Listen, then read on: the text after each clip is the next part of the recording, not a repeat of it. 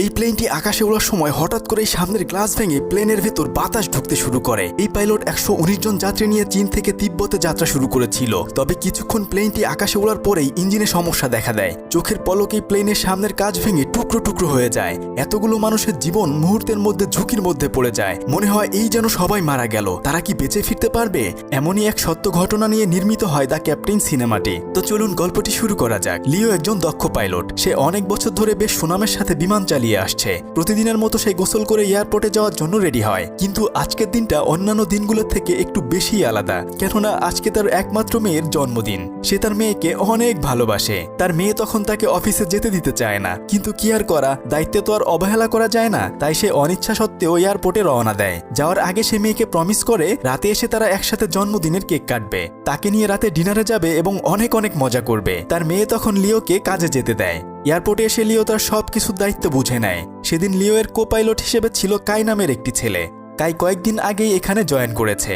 কাইও লিওর মতো অনেক বেশি কাজের প্রতি যত্নশীল। লিও এয়ারপোর্টে গিয়ে প্রথমেই কাইয়ের সাথে কথা বলে। এরপর সে তাদের থার্ড পাইলট ওয়াং এর সাথে কথা বলে জেনে নেয় সবকিছু ঠিকঠাক আছে কিনা। বিমানটি আকাশে ওড়ার আগে সবার সাথে একটা মিটিং হয়। সেখানে পাইলট, কেবিন ক্রু এবং অন্যান্য সহকর্মীরা উপস্থিত ছিল। তখন আবহাওয়ার কি অবস্থা রয়েছে এগুলো তারা জেনে নেয়। এয়ার ট্রাফিক কন্ট্রোলের সাথে সব কানেকশন ঠিকঠাক রয়েছে কিনা এসব কিছুও জেনে নেয়। এদিকে বিমানের কেবিন ক্রুরা বিমানের ভিতর অক্সিজেন, খাবার পানি এবং লাইট সবকিছু ঠিকঠাক আছে কিনা চেক করে নেয়। সবকিছু পরীক্ষা করা শেষে তারা যাত্রীদের বিমানে ওঠার অনুমতি দেয়। যাত্রীরা এক এক করে সবাই বিমানে উঠে নিজের সিটে গিয়ে বসে পড়ে। কেবিন ক্রুরা সবাইকে সিট খুঁজে পেতে সাহায্য করে। সবার টিকিট ঠিকঠাক রয়েছে কিনা সব কিছু তারা চেক করে নেয়। এরপর বিমানটি 119 জন যাত্রী এবং 9 জন ক্রু নিয়ে টেক অফ করে। ধীরে ধীরে এটি অনেক উপরে উঠে যায়।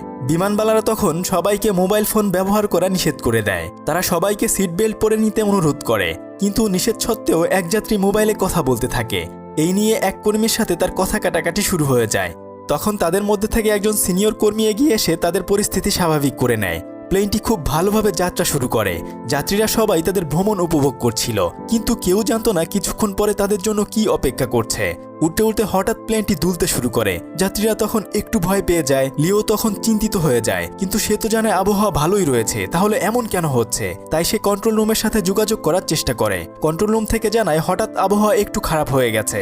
কন্ট্রোল রুম বিমানটিকে আরো উপরে নিয়ে যেতে বলে। তাদের কথা মতো লিও তখন বিমানটিকে কিছুটা উপরে নিয়ে যায়। উপরে গেলে বাতাসের চাপ কিছুটা কম হওয়ার কারণে পরিস্থিতি ধীরে ধীরে ঠিক হয়ে যায়। কেবিন ক্রুরা যাত্রীদের তখন খাবার দেয়। পরিস্থিতি স্বাভাবিক দেখে লিও কিছুটা নিশ্চিন্ত হয়। সে ককপিট বসে কাইয়ের সাথে কথাবার্তা বলতে থাকে। হঠাৎ করে তারা একটা বিকট আওয়াজ শুনে। সামনে তাকিয়ে দেখে উইন্ডশিল্ডে ফাটল ধরেছে। লিও এবং কাই আবার চিন্তিত হয়ে পড়ে, কারণ তারা বুঝতে পেরেছিল পরিস্থিতি মোটেও স্বাভাবিক নেই। তাই তারা আবার কন্ট্রোল রুমের সাথে যোগাযোগ করে। কন্ট্রোল রুম তাদেরকে আবারও বিমানটিকে আরো উপরে নিয়ে যেতে বলে, কিন্তু তাদের কথা শেষ হতে না হতেই অনেক জোরে শব্দ করে পুরো কাচ ভেঙে সামনে এসে পড়ে। তখন প্রচণ্ড বেগে বাতাস এসে লিও এবং কাইয়ের চোখে মুখে লাগতে থাকে। বাতাসের বেগ সহ্য করতে না পেরে কাইয়ের শরীরের অর্ধেকটা বিমানের বাইরে চলে যায়। লিও তার সমস্ত শক্তি দিয়ে কাইকে ধরে রাখে, যাতে সে নিচে না পড়ে যায়। তখন কাইয়ের জীবন মরণ যুদ্ধ চলছিল। লিওর কাছ থেকে যদি কোনোভাবে তার হাতটা ছেড়ে দেয় তাহলে নিশ্চিত সে মারা যাবে। এদিকে বিমানের কাঁচগুলো ভেঙে টুকরো টুকরো হয়ে তাদের দিকে ছুটে আসছিল। কাচের আঘাতে প্লেনের ডান দিকের ইঞ্জিনে আগুন ধরে যায়। যাত্রীরা তখন বুঝতে পারে খারাপ কিছু একটা ঘটেছে তাদের সাথে। এদিকে লিও প্রাণপণে কাইকে ধরে আছে যেন সে ছিটকে না পড়ে যায়। তখন প্লেনটি একটি পাহাড়ের উপর দিয়ে যাচ্ছিল। প্লেনটি যদি একটু এদিক সেদিক যায় তাহলে নিশ্চিত পাহাড়ের সাথে ধাক্কা লাগবে। তাই লিও প্লেনটিকে হঠাৎ ডানে ঘুরিয়ে নেয়। তখন ভিতরে থাকা সব যাত্রীরা এক পাশে চলে আসে। উপরে থাকা লাগেজগুলো তখন এক একজনের মাথার উপর পড়তে শুরু করে। ককপিটের দরজা যেহেতু সবসময় বন্ধ থাকে, তাই ভিতরে থাকা যাত্রী এবং ক্রুরা কেউ জানতো না বাইরে কি হচ্ছে। ওয়াং তখন লিওর সাথে যোগাযোগ করার চেষ্টা করলে ব্যর্থ হয়। তখন সে বুঝতে পারে বাইরের পরিস্থিতি হয়তো অনেক খারাপ। বিমানে থাকা 119 জন যাত্রী এবং 9 জন ক্রু সবার জীবন তখন লিওর হাতে রয়েছে। এদিকে বিমানের যাত্রীদের মাঝেও আতঙ্ক পুরোপুরি ছড়িয়ে যায়। তারা তাদের সিট বেল্ট ভালো করে বেঁধে নেয়, কিন্তু বিমানটি তখন একটু একটু করে লিওর কন্ট্রোলের বাইরে চলে যাচ্ছিল। লিও বিমানের কন্ট্রোল ফিরে পেতে আপ্রাণ চেষ্টা করতে থাকে। সে আবার হঠাৎ বিমানটিকে টান দেয়। এতে করে কাই ভিতরে চলে আসে। যদিও লিও ইচ্ছে করেই কাইকে ভিতরে আনার চেষ্টা করছিল। তখন কাইকে সে ভিতরে আনতে পেরে মনে একটু শক্তি পায়। এদিকে লিওর এমন আচমকা টানের জন্য ককপিটের দরজা পুরোপুরি খুলে যায়। প্রচণ্ড বাতাসে ভিতরে সবকিছু এলোমেলো হয়ে যেতে শুরু করে। অক্সিজেনের মাছগুলো তখন যাত্রীদের সামনে নেমে আসে। তারা অনেক কষ্টে অক্সিজেন মাস্ক পরে নেয়। বিমানবালারা বাচ্চা এবং বৃদ্ধদের অক্সিজেন মাস্ক পরে নিতে সাহায্য করে। তারা বারবার যাত্রীদের সতর্ক করে যাতে তারা বেশি আতঙ্কিত না হয়, কিন্তু যাত্রীরা তাদের কথা শুনছিল না, কারণ তারা বুঝে গিয়েছিল তারা নিশ্চিত মারা যাবে। এদিকে লিওয়ের অবস্থা খুবই খারাপ হতে থাকে। প্রচণ্ড ঠান্ডায় সে প্রায় জমে যাচ্ছিল। তার কাছে কোনো অক্সিজেন মাস্ক না থাকার কারণে সে নিঃশ্বাস নিতে পারছিল না। সে প্রায় অজ্ঞান হয়ে পড়ে যাচ্ছিল। তখনই থার্ড পাইলট ম্যান ওয়াং অনেক কষ্টে ককপিটে চলে আসে। ওয়াং লিওকে অক্সিজেন মাস্ক পরিয়ে দেয়। তারা বিমানটিকে তখন একটু একটু করে নিচে নামাতে থাকে। এদিকে তারা হঠাৎ কন্ট্রোল রুমের সাথে কিছুক্ষণের জন্য যোগাযোগ করতে সক্ষম হয়। কন্ট্রোল রুম বিমানের পরিস্থিতি জানতে পেরে আশেপাশে সব ফ্লাইট ক্যান্সেল করে দেয়। সব রানওয়ে খালি করে দেয় যাতে তারা সেখানে ইমার্জেন্সি ল্যান্ডিং করতে পারে। কন্ট্রোল রুম থেকে 3টি ফাইটার জেট পাঠানো হয়। এদিকে ফায়ার সার্ভিস, পুলিশ সবাই রেডি হয়ে থাকে যে কোনো খারাপ পরিস্থিতি মোকাবেলা করার জন্য। ফ্লাইট ক্যান্সেল হওয়ায় ধীরে ধীরে প্লেনটির ঘটনা সবাই জেনে যায়। প্লেনে থাকা যাত্রীদের আত্মীয় স্বজনরা এয়ারপোর্টে এসে কান্নাকাটি শুরু করে দেয়। অন্যদিকে লিওর স্ত্রী তার মেয়ের জন্মদিনের জন্য খাবার রেডি করতে থাকে। তার কাছেও তখন খবরটি পৌঁছে যায়। সে তার স্বামীর জন্য চিন্তিত হয়ে পড়ে। যদিও সে জানতো তার স্বামী একজন দক্ষ পাইলট, তাই লিও এর উপর তার কিছুটা ভরসা ছিল। সে বিচলিত না হয়ে তার মেয়েকে সান্ত্বনা দেয়। এদিকে বিমানটিকে তখন ল্যান্ড করতে হলে তাদের গতিবেগের চেয়ে বেশি বেগে নিচে নেমে আসতে হবে, কিন্তু পাইলটের কাছে তখন পর্যাপ্ত পরিমাণ অক্সিজেন ছিল না। বিমানটিকে 3000 মিটার উপর থেকে নিচে নামাতে পারলে পর্যাপ্ত অক্সিজেন পাওয়া যাবে, কিন্তু সেখানে থাকা তিব্বত পাহাড়ের উচ্চতাই ছিল 4000 মিটার। লিও জানতো তাদের কাছাকাছি একটা এয়ারপোর্ট আছে, কিন্তু সেখানে ল্যান্ড করতে হলে বিমানটিকে প্রচণ্ড ঝড়ের মধ্য দিয়ে নিয়ে যেতে হবে। কোনো উপায় না পেয়ে লিও ঝড়ের মধ্য দিয়ে যাত্রা শুরু করে। তখন বিমানটি চক্রাকারে ঘুরতে থাকে, কারণ তখন মাত্র একটি ইঞ্জিন চালু রয়েছে। এদিকে প্রচণ্ড বেগে বরফ আর বাতাসের কারণে পাইলটরা সামনের কোনো কিছুই দেখতে পাচ্ছিল না। বিমানে থাকা যাত্রীরাও আস্তে আস্তে ধৈর্য হারিয়ে ফেলে। একজন যাত্রী তখন সিট রেখে উঠে আসে সামনে কি হচ্ছে সেটা দেখার জন্য।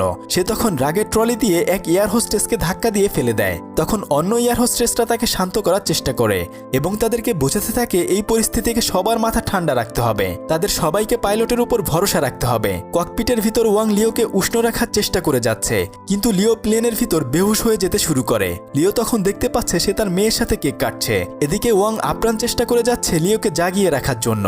লিও তখন বিমানটিকে কালো মেঘের মধ্য দিয়ে নিয়ে যেতে শুরু করে। কন্ট্রোল রুম রাডারে তখন বিমানটির অবস্থান দেখতে পাচ্ছিল।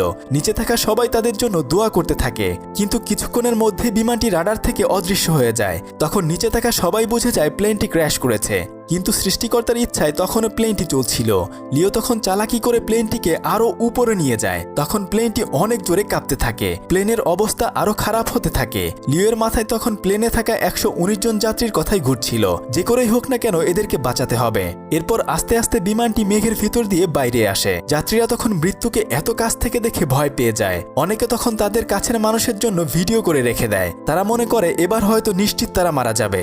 লিও বিমানটিকে একটু একটু করে নিচে আনতে সক্ষম হয়। এরপরে তারা কন্ট্রোল রুমের সাথে যোগাযোগ ফিরে পায়। কন্ট্রোল রুম তখন তাদেরকে ইমার্জেন্সি ল্যান্ডিং করতে বলে। সবাই তখন ক্র্যাশ ল্যান্ডিং এর জন্য প্রস্তুতি নিতে থাকে এবং ফাইনালি প্লেনটি মাটি স্পর্শ করে। কিন্তু লিও তখনও চিন্তামুক্ত হতে পারেনি, কারণ ওই রানওয়েটি ছিল অনেক ছোট। এদিকে বিমানটির গতি তখন অনেক বেশি ছিল। লিও অনেক চেষ্টা করেও বিমানটির গতি কমাতে পারছিল না। যাই হোক, অবশেষে রানওয়ের একদম শেষে এসে প্লেনটি থেমে যায়। এমন দৃশ্য দেখে সবাই কান্না করে দেয়। লিও মাইক হাতে নিয়ে এমন পরিস্থিতির জন্য সবার কাছে ক্ষমা চায়। প্লেনের সবাই তখন লিওকে ধন্যবাদ জানায় এত রিস্ক নিয়ে বিমানটি ল্যান্ড করানোর জন্য। যাত্রীরা তখন বাইরে এসে তাদের প্রিয় মানুষগুলোকে জড়িয়ে ধরে কাঁদতে থাকে। হয়তো আর কখনোই তারা এই মুখগুলোকে দেখতে পেত না, তাই তারা তাদের আবেগ ধরে রাখতে পারছিল না। লিওর এমন বীরত্বের জন্য সবাই তাকে সাহসী পাইলট উপাধি দেয়। লিও তখন তার স্ত্রীকে ফোন করে এবং বলে সে কিছুক্ষণের মধ্যেই বাসায় আসছে। বাসায় এসে সে তার মেয়ের জন্মদিন পালন করবে। এভাবে 119 জন যাত্রী এক ভয়াবহ প্লেন ভ্রমণের অভিজ্ঞতা নিয়ে যে যার আপনজনের কাছে ফিরে যায়। এমন সিচুয়েশনে পড়লে আপনি কি করতেন অবশ্যই সেটা কমেন্ট করে জানান।